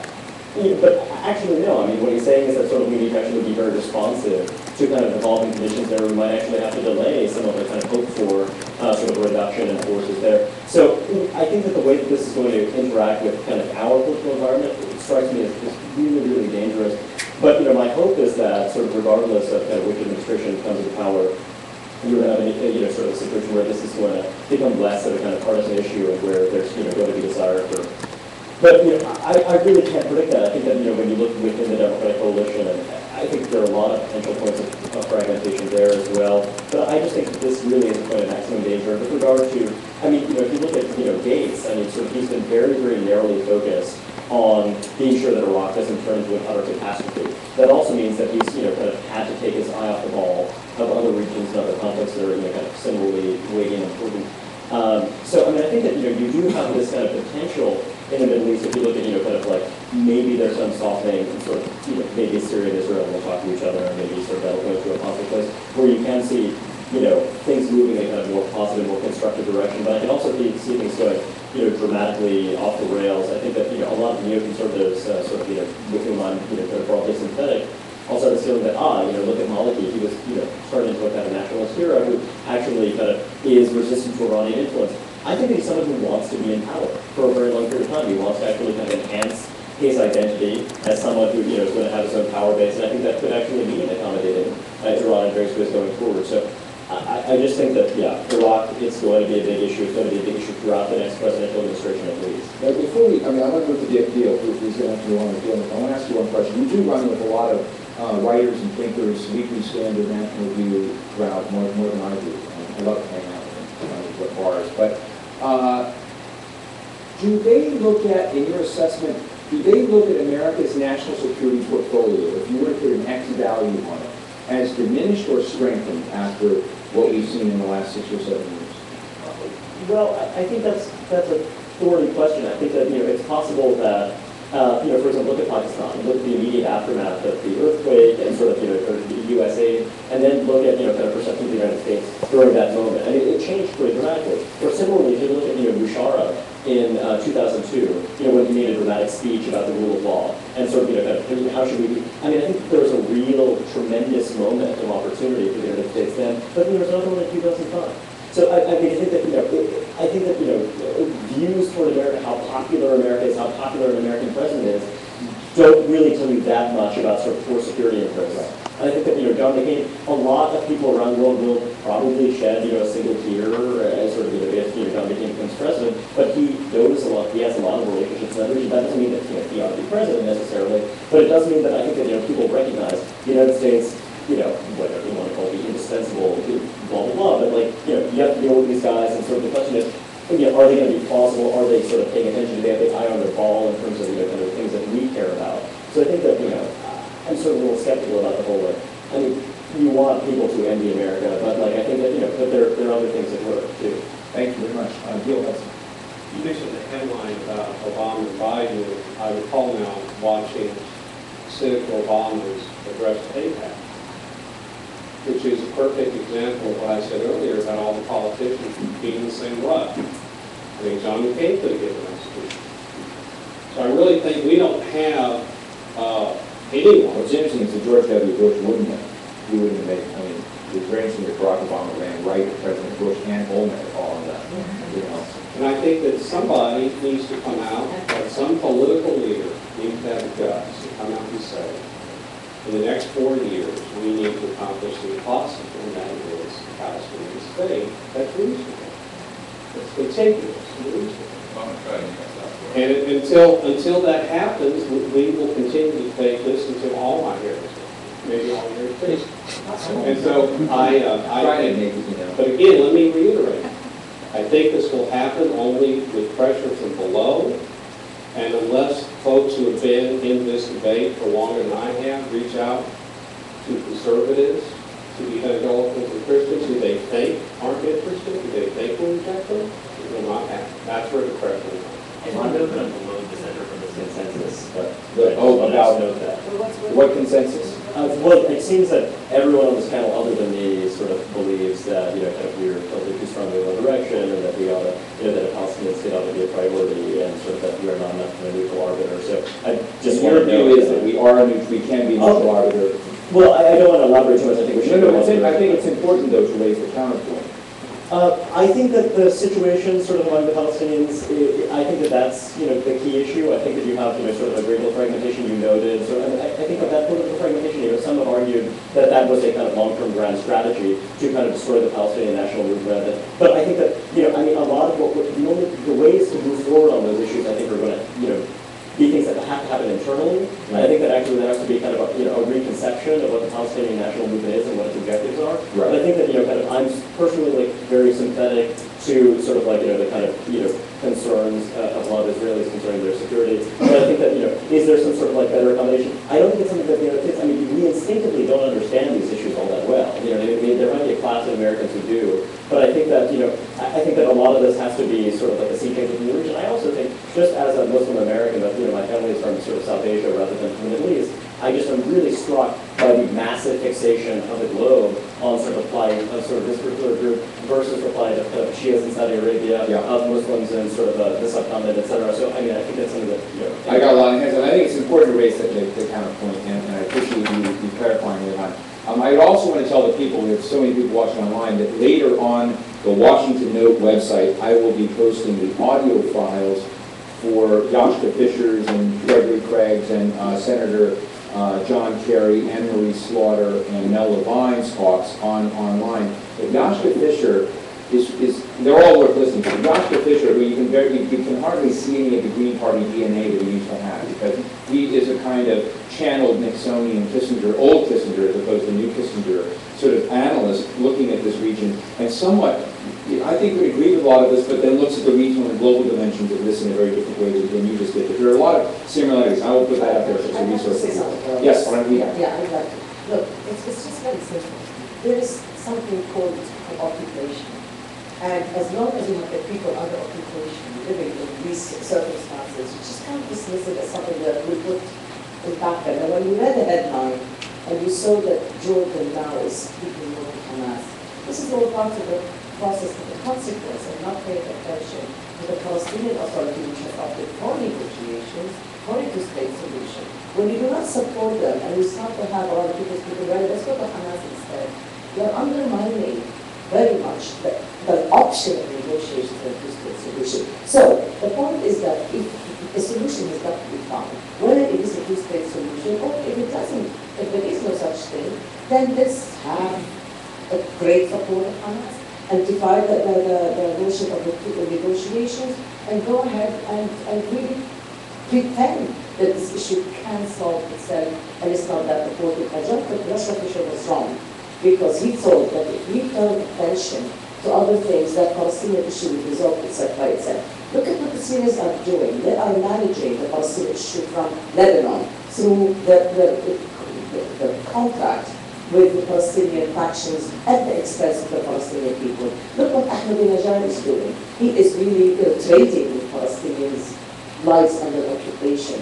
So I don't think this is an issue which is like, it's not that important. We sidestep it. I don't think that's what I'm saying. What I'm saying is that I think that actually sort of there's limited utility to kind of U.S. hectoring, and I think that a lot of that has to sort of deal with internal actors. I'll also say that you have 500,000 Bukhari refugees who kind of are living in sort of dire poverty, and who are. I think that there are many sort of geopolitical problems that I'm struck by the fact that sort of if you look at sort of like civil rights, there's sort of many other flashpoints that are ethno-religious flashpoints that don't get any attention from the United States government, and I think that's worthy of note. Can I speak to that? I want to make a comment, because I like Rayhan's comment about the issues of distraction. I do use this when I was in Beijing a year ago and stopped in to see a buddy of mine who's Deputy Director of Policy Planning in their Ministry of Foreign Affairs. I asked him, what are you working on? He says, how to keep you guys distracted by small and weak countries. Okay, I want to say I agree with both of these two, so that's true. I'm going to say why. I agree with Margaret that you can't sweep this off the table, but very much so. She might say it as an Arab and as a Middle Easterner, as an emotionally connected to the issue, intellectually as well, of course. I say it as an American. I say that if we don't do something on this, if we don't make progress on it, our national security interests are directly at stake. And the solution is a two-state solution. If we don't get there, we're going to have problems. Let me say Is that the general sense of the economist? Absolutely, absolutely. Here's why. Here's why it matters. Now, Ryan is absolutely correct that this issue, this refugee issue, this occupation, this human rights catastrophe, is by no means unique in the world. I'm constantly infuriated by the 50 times amount of attention paid to the Palestinians and the complete silence of the Arab League and the OIC on the issue of Darfur, where 500,000 people have been killed in the last 5 years. 500,000. How many Palestinians have been killed? Maybe a few hundred. Okay. So you are very right on that subject. However, if you do not acknowledge, if you do not understand, if you do not know just how emotionally central the issue of the Palestinians is to Middle Eastern countries, particularly to the Arabs, if you do not feel what they feel on this subject, if you think it is fake, and if you think it is ginned up only by regimes in Cairo or Damascus or wherever, if you think that's a fake emotion to distract, then you're wrong. And you're going to be wrong in a fatal way that is going to damage national security of the United States. So Americans need to start sending the message, and it's not zero sums, everybody in the panel knows, that being pro-Israel does not mean saying that the Palestinians are not being treated rather badly. Which was a big takeaway then. Yes. Were you surprised? I think the Democrats are still tiptoeing around this because Barack Obama is still trying to convince people of Florida. Our foreign agenda, they didn't tip. They didn't tip, that's true. That's true, but that was... I'm worried about this. I'm worried about, I look at this and I hate to use the analogy of cracks in the dike because of New Orleans. And, thank God the stuff didn't create as much damage as we thought. But the first crack in the dike was September 11th. I mean, where people really care to this war and to the rest of the world, it said some ragtag group of despicable 19 individuals were able to put a crack in the dike. Muslim. Yeah. The second, Arabs. The second crack in the dike is really the Russian invasion of Georgia, where this administration stood by in absolute, I don't know what, with their hands tied behind their back, and watched Russia go into Georgia and scrambled, we didn't know what to do. And what are you seeing now? Statements coming out of the Middle East, the old alignment of the Middle East with Russia, in the days where they carried around Kalashnikov rifles, saying, oh, good on you, Russia. Go ahead and do this. That's the danger. What we need to be doing in the Middle East and what we don't do well is building up personal relationships. Starting with the Israeli-Palestinian issue, it's like Murphy's Law in the United States. Do we got the right guy in Palestine? For years, he wasn't the right partner. That was Yasser Arafat. Okay, he dies. And then you have Mahmoud Abbas. Should anybody be questioning whether or not he is a legitimate partner for peace? Nobody should be questioning that. But we, in all our wisdom, decided we need to have elections. We, the United States, the White House, pushed for those elections. I can tell you, because I was in those meetings. We insisted on those elections. And now you got a split between Hamas and Fatah. That who's the leader of the Palestinians? The legitimate partner for negotiating is not Ismail Haniyeh. I'm sorry. It's Mahmoud Abbas, okay? Sounds so much like Brett Scofield. That's a compliment. Thank you. Thank you. And then the second issue is with Israel. My God, how many times are they going to change over their prime minister? Now Olmert's down, is Netanyahu up, who's going to be, could be Livni,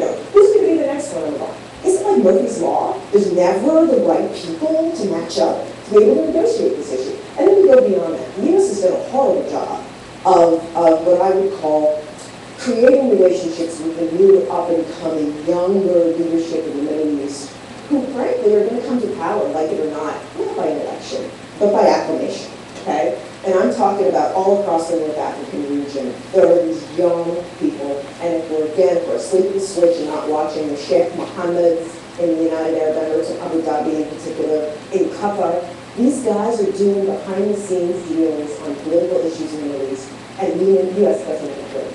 Cool debate. I want to bring Manny, but before I want to give Andy Carson an opportunity to respond to a few of these things. I know that Manny's going to shift the discussion to Iraq, which I think is a good place to go. I think what's very interesting is that we began with energy, and we ended up with Israel and Palestine.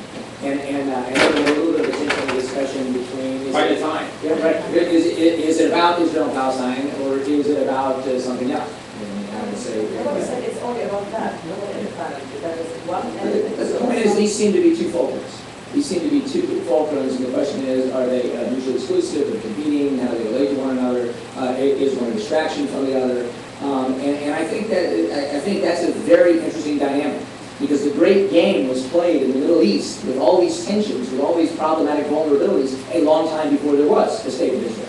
We had the great powers competing in Iran and Iraq and carving up, of course, and in fact, the modern boundaries today, carved up by the Oxford Geographical, Royal Geographical Society, are a result of the energy great game that preceded all of this. And so I think the question really is, of the things that you would like to make irrelevant, or in my terms, balance of leverage, in your terms, equilibrium, we're really talking about something that hasn't been said at all. In fact, Lana's the first person who even brought up 9/11, which was a huge theme of yesterday. Here we are talking about the Middle East Republican Convention, Republican platform, which basically takes Tom Friedman's line that we're funding both sides of the war on terror through oil. I mean, it's explicit in the platform, as can be, terrorists are receiving money from oil.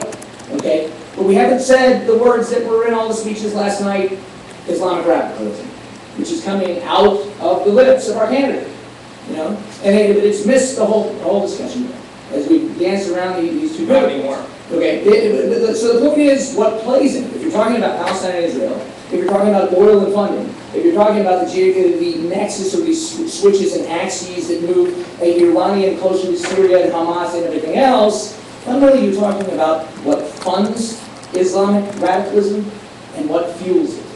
Okay, and that's really the common denominator of this conversation between how do we resolve the Israel-Palestine and end up with a two-state solution so that we can stop fueling it. Okay, but you've also got the conversation of how much liquidity, what enormous growth of capital, with people not even knowing yet how to spend it, is going in to funding these movements in the Middle East. And we don't fully have our head around that dynamic of tying the security together with the diplomatic and economic means of it. Comment very specifically on something Rehan said that was in your original comments, which I thought were very important and very poignant, because it usually does not get into the thinking of the State Department because of the dysfunction of the interagency process, because of the fact that we are postured for a Cold War and not for the challenge of the 21st century and the nimbleness of these links. There is so much that we could do domestically in our own policy that would affect the commodity prices and the amount of things that fund and fuel this. Okay, and that is why we need to have a very consistent, simple interface that prices externalities into the total cost of energy in domestic consumption. Since we are the drivers in paying that commodity price that we would like to lower to make it less relevant to export less capital, we actually need to price externalities of carbon weighting and of security externalities. Okay, we need to, I think as was implied, not choose technology winners, but get to the simplicity of how do we place a premium on carbon-based fossil fuels that we want to get beyond for economic, environment, and security reasons that are obvious. And we can control that for all the very detailed and informed reasons that Rehan said. This idea, and Rana, with all respect, I have to disagree with this idea that the Middle East has somehow leaped ahead of us on renewable energy. They've certainly leaped ahead on the amount of capital. So if you're taking something, extrapolating something like Masdar, where some sheikhs have got together and said, we're going to put $15 billion into the desert, we're going to build a new solar city, it's going to be all perfect. then you get sort of this simple thing and say, how come there's no building codes when we're in the Middle East, so the biggest building boom of all time? Okay? And then you get something even simpler and say, $15 billion to make the new green city and wear the green badge of courage and walk around the world and say we're leaders in climate change in the Middle East and we want to buy everybody's technology, and there's a great diplomatic stick there, but $1 billion of capital fixes Gaza. Fixes Gaza on energy. With clean domestic. You could build a solar manufacturing facility for $100 million, employ people there, and fix Gaza over a 24-month period. So I think there's a lot of window dressing, a lot of diplomatic use of green technology. It's not actual or consequential relative to the amount of growth in capital. Actually, I got it. Yeah, I I'm just going want to to follow up on invite that. Andy, and we're going to let you go, but John also has a two-finger there, and you should come back and get that Gaza fixing talk. I didn't mean to interrupt, but I want to get you. This is Ambassador John Bouchon, who's an ambassador of the European delegation to the United States. John, do you have a two-finger? Yeah, go ahead. In regard to the viability of the two-state solution, how much time is left before the two-state solution ceases to be viable? It's now the Israeli movement has produced a report which states that there was a doubling of settlement activity in the West Bank in the last 12 months. And that more than half of that took place on the Palestinian side of the barrier. In other words, in the land that even the Israelis themselves conceded would be part of the eventual Palestinian state if there was to be one. The Democratic platform says that it commits itself to give $30 billion of assistance to Israel over the coming years, and says nothing about any conditionality on that in regard to such matters as settlements. There doesn't seem to be a linkage between settlement activity and consequences as far as US relationships are concerned with Israel. What is the view of the panel on this? Do you think that a two-state solution has any hope at this point? Have we passed the point of no return as far as a two-state solution is concerned? And if not, how long have we got? And what level of settlement activity is consistent with a viable two-state solution? Thank you, Ambassador. Lane? I'll sum up last week's panel in a couple of sentences quickly. There was a sort of a consensus in the room that there is a window and it's closing, and somewhere between a year and 2 years, we're going to see either progress that builds up Palestinian institutions, or we are going to see a further deterioration, at which point they will legitimately be a partner for peace. Fatah will be too weak, and Hamas will be too angry, and that's going to be that.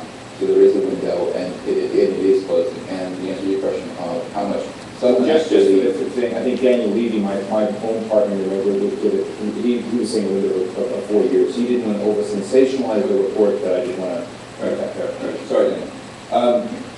The answer to your question on how much settlement activity across the barrier is appropriate, I think zero.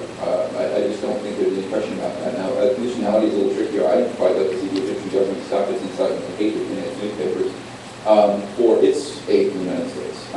So there are more than one piece to that. Other comments, questions? Yeah, I'm happy to say I agree in that the window is closing, but I still think it's absolutely viable. I don't think there's any other solution other than a two-state solution. And certainly, again, I hate to draw attention to the Republican platform, but it does address the issue of Palestinian refugees, which I was thrilled again to see in this idea that two peaceful states living side by side. Look, the issue of Jerusalem, the issue of settlements is equivalent to the issue of refugees. Everybody's going to have to give a little.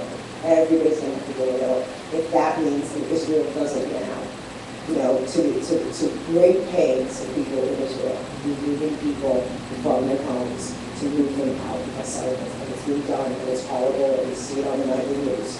But that is the part of what's going to have to happen. On this issue, I really think that, again, why my reading of why Jordan is talking to Hamas is because there is a smell of either administration not being really solid in delivering the two-state solution option, and people are starting to take a look at where should they stand. They're trying to say to this country, hey, listen, if you desert us with yet another unfinished war or unfinished solution, then we have no other option but sort of to live with the facts. And if you say to go in the direction of, happy defeat Right. Hamas and Hezbollah and Iran, but that's, we're not going to be left behind fighting the war, the unfinished war. Has anyone looked at in-trade lately? Is this an in-trade item on the sort of future markets? We should sort of, whether we get two-state solution, sort of look at whether the general support is up or down. Whether you should short the two-state solution or buy it into it. Yes, Ray? I just want to say, I actually just don't think there is a two-state solution, because I think when I talk to... You don't think there is? I don't think there is such a thing as a two-state solution. When I talk to, Palestinian acquaintances and my friends acquaintances, including some people who've been involved in negotiations, et cetera, who are, younger than 50 years old, I don't think that anyone seriously thinks that a two-state solution that leads to a sort of 80-20 split of historical Palestine is any kind of endpoint. I think that, actually, I think that, kind of the Palestinian national movement, if it's going to move anywhere, sort of a constructive direction from the point of their objectives, is going to have to become some sort of civil rights-oriented movement that actually is oriented toward a one-state solution. I think that of course, is a nightmare scenario from the perspective, kind of a certain kind of, and I think that's, People like Barghouti and Saeed Erekat have actually said, we'll just change strategy and that can be Who believes that an 80-20 split is going to be something that's going to make anyone happy or satisfied? I think that's why I find it a little dishonest, frankly, when people talk about it, because it's like, it's going to be a beginning point, and that's actually what a lot of folks in the Israeli right recognize as well. Well, I don't think it's dishonest. I think it's a credible debate. But I do want to come down on that. But I want to. There's one other kind of weird option that's not discussed, and I think in an era where we've seen, South Ossetia, we've seen Kosovo, we've seen other sorts of movements. There is something we never talk about in the United States that is getting more play in the Israeli press, which is interesting, and also the Arab press, which is if this goes nowhere, the Hail Mary pass is a self-declaration of an independent state recognized by the Middle East. They would throw such a wrench in the works of the international system. It would be indefensible in many levels, but it would raise all the kind of weird questions of legitimacy and recognition, and we don't have, to quote Anne-Marie Slaughter, a very, very good, consistent template in how to deal with this. So there are more Palestinians looking at what happened with Kosovo, looking at what's happening with autonomous regions and elsewhere, that could throw in an unanticipated dynamic, at least an unanticipated dynamic into our discourse. And what's weird is it's being discussed in the Israeli press. But let me go to Manuel Miranda, who's been very patient joining us late in this discussion. Your thoughts on this, and if you want to take it into legislative statecraft, sounds like a John le Carré chapter, maybe, but Manuel. Well, it would be, I feel like an indecisive mosquito in this colony to try to comment on some of the things that have been said, most of which I agree with. But this is airing live on the internet. But there are some themes that I'd perhaps like to address, and that is that, I was actually a more radical supporter of going into Iraq early on. I hoped to orchestrate the debate in the Senate when I was a staff counsel in the Senate when we decided to go to support the president's plan. But I remember arguing at the time a number of caveats. I'm assuming that we know what we're doing, basically, with the series of caveats. And all of those caveats have proven to have worked themselves into reality and embarrassed us and embarrassed my earlier confidence in what we were doing. We have made some significant mistakes in Iraq. However, I think that the Iraq experiment, the Iraq project, is not over and is still working itself out, and I think history is still out and judging it. The surge, for example, it wasn't so much, I think for political reasons, there is a tendency to focus on the military surge. I view the military surge, I was actually there when it started, as it played out. It was a necessary military surge because so many other troops were about to leave. You almost have to set it up so that you would have enough military force in place as others needed to leave the theater. But what it really accomplished, and has been dismissed, except perhaps in John McCain's sound rhetoric in this respect, is that it brought into play General Petraeus, and he brought into play a staff support of his staff. Is he your candidate in 2012? Well, if he chooses to run, I think he's the type of candidate I support. Someone who is interested in thinking outside the box, and because I've seen it happen, I've seen it in play, surrounding himself with people class. Unlike General Casey, who I think can be faulted, General Petraeus allowed his generals and colonels to come up with ideas at the table and question and criticize. That dynamic which occurred is a real success of the surge, not just the increase of forces. That has had a questionably marginal effect, but the change in policy is significant and not reflected. And this goes to some of the criticism that's been voiced, and not reflected in the State Department's approach. The State Department had no similar alteration in its policy. I fault, and I hope to write an article soon, I fault Joe Biden and others to be partisan, but obviously the administration can be faulted too, in that no oversight was given to the State Department's efforts in Iraq. They have not changed over the course of the years. In fact, many of the metaphors that have been used to understand Iraq by the State Department, including its Arabists, both Arab speakers and Or is there one? there are several, and I worked with them, and actually, you know, they caused more harm, in my view, than they did. Speaking Arabic didn't necessarily help in Iraq. But the metaphor that we went in and caused a visual problem is that it's to liken Iraq to Lebanon, to the experience of Lebanon. But very, very quickly, because this is the real point I wanted to make, is that there is great hope in the Middle East, from what I've seen, especially coming from the Emirates, especially coming from the young generation that has gone off and gotten well educated, mostly in Western schools, and have gone back and really driven a new way of looking at the world in itself. But there is also a major challenge, which is not about Israel and Palestine. That's major. It's not just about the oil situation and Islamic terrorism. There is a need to look at the Middle East in a economic development point of view. Most of these countries are socialist countries. Their governments are socialist, near Stalinist, really, in the way they operate. The people, therefore, have had an attenuated work ethic. I had a friend of mine in Iraq who said, no self-respecting Iraqi would work past 2 o'clock. And that's a very significant comment, really. They would be better off if they worked till 4. Many of my friends in Washington. Yeah, well, but that is part of the problem, that we have sent statists to Iraq to reinforce statists. Right. And that is the problem. So there needs to be a change in the work ethic, and there needs to be a dynamism in the regulatory scheme and the legal framework of these countries before there can be true development, and that includes in the creation of the Palestinian state. Manny, thank you very much. I want to, before I close, I want to ask everyone for 30 seconds if they'd like to take a comment. But I'd like to say, this has been an interesting experiment. We are launching this Middle East task force. Our objective is in a bipartisan way that reaches across a wide sphere of the spectrum, but we're not, there are some folks who want to agree with this, we are trying to sort of make the comment that America's national security position has been harmed and damaged by missteps, no matter who might ascribe blame. It's not about blame. It's a question about what do you do today on the economic front, on the energy front, on the diplomatic front. I think most importantly for me, what I care about is somewhat of an evolved realist, if you will, is getting the United States back into the position of articulating objectives, which are high bar but nonetheless achievable, and looking at what kinds of steps can be taken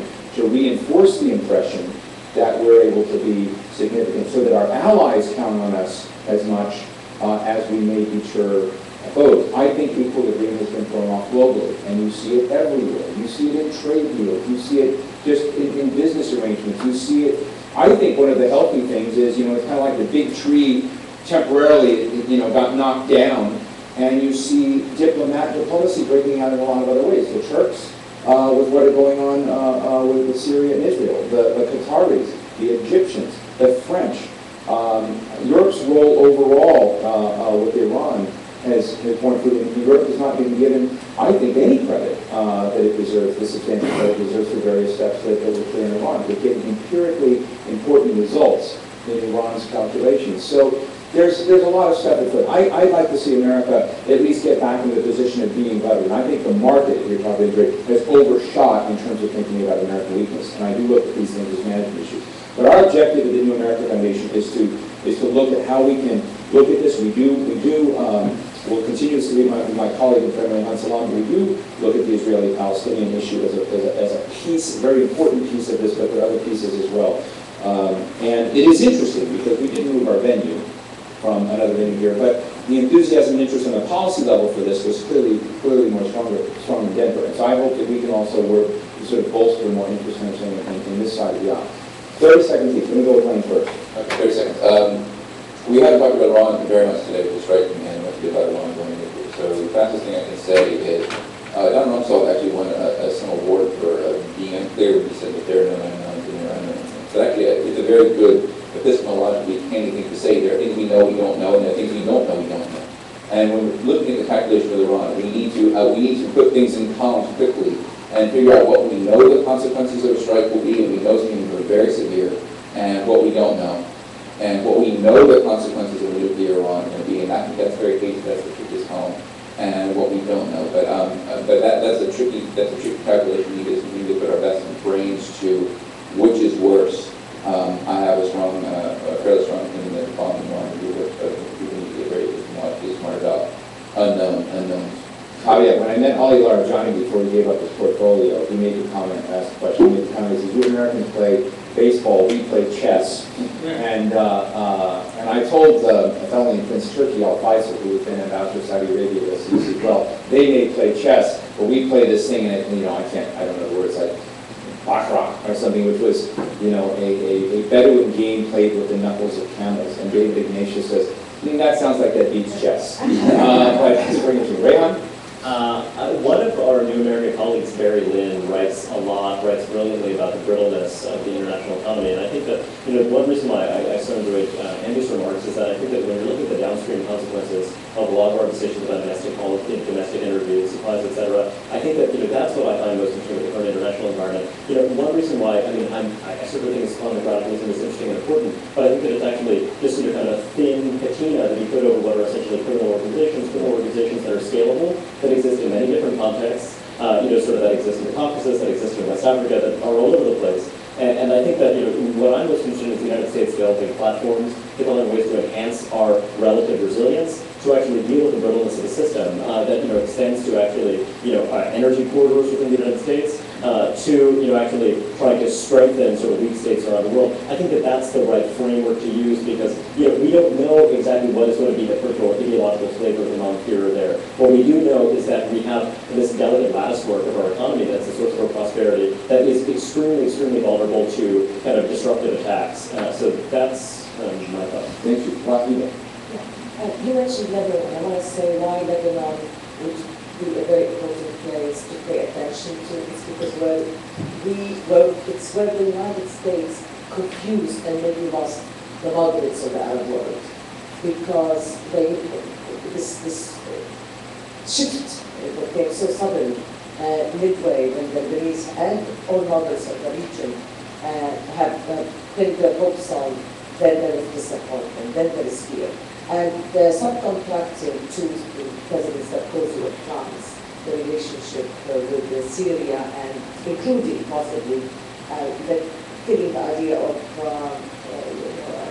stopping impunity, this will be a very big price. This will bring a very big price to pay in the future if we don't pay attention to it. So Sarkozy, for example, made the mistake with the Russians of not paying attention to the issue of sovereignty. When he spoke to them, he's making similar mistakes by not understanding what Bashar al-Assad wants in Lebanon and for Lebanon, and that is a very important thing. The thoughts there is really due to the Israelis to fix up the relationship with the Syrians has left a lot of people thinking that because the Israelis want the Syrian regime in power, they must just have this grand bargain, sacrifice Lebanon. I think that would be incredibly harmful for the United States of America and for the region because of the message and all that's acknowledged because of the action itself in the conflict.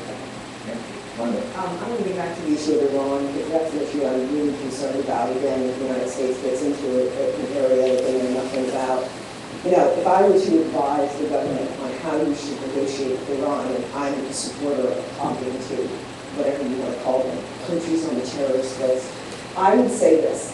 When they let you in over there?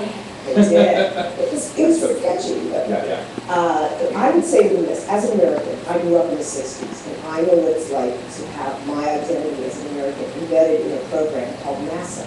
When we were children in America, we just sat down in front of the TV and said, look at that rock, look at the rocket, going to the moon. Look at America, our NASA program.